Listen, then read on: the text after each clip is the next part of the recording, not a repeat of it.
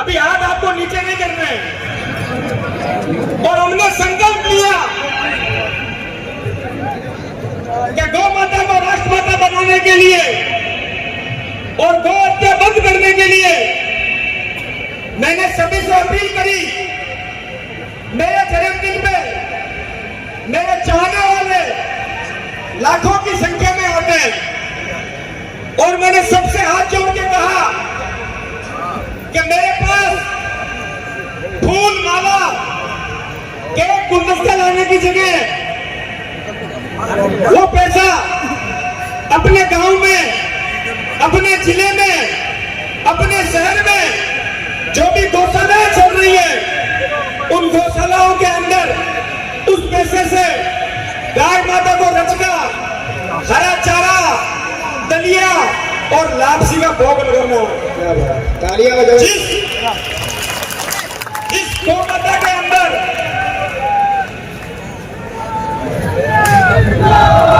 इस गौ माता की महिमा देखो। भगवान राम उनके वंश के अंदर जब पृथु को संतान नहीं हो रही थी तो उन्होंने गौ माता की सेवा करके गौ माता से आशीर्वाद लिया और गौ माता के आशीर्वाद से उनके वंश के अंदर, रघुकुल के अंदर भगवान विष्णु का अवतार लेकर राम भगवान के रूप में धरती के ऊपर आना पड़ा। यह गौ माता के आशीर्वाद का चमत्कार है। और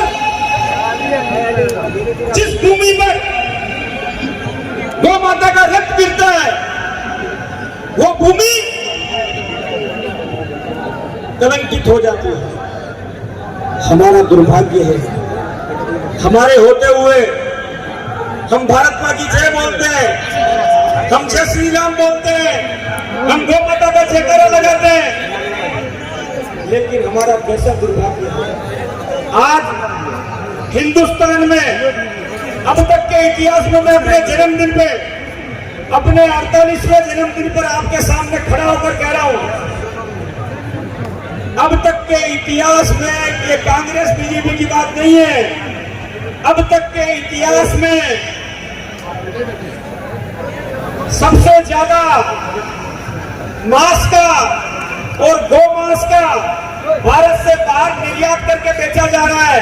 तो आज ये धीरे धीरे गौ माता की सौगंध खा के आंकड़ों के साथ कह रहा है कि आज की तारीख में भारत के अंदर सबसे ज्यादा गौ माता के मांस को जिसमें भैंस भी है, बैल भी है, पालतू जानवर जो हमारे हैं, भेड़ बकरी भी है, अब तक के इतिहास का सबसे ज्यादा मांस भारत में इनकी हत्या करके इस मांस को बाहर बेचा जा रहा है। ये हमारे लिए शर्म की और धिक्कार की बात है। ये ताली बजाने की बात नहीं है, ये डूब बनने की बात है। और संकल्प लेना होगा, अगर आपकी रगों के अंदर खून बहता हो सच्चा, तो ये संकल्प लेना होगा कि हमारी धरा पे गौ माता का खून गिरे, उससे पहले जिस जननी ने हमको जन्म दिया और जिस धरती माँ, जिस जननी के ऊपर हम रहते हैं, उस पे पहले हमारा रक्त गिरेगा, उसके बाद हम गौ माता का रक्त गिरेगा। छोटी बात नहीं है ये।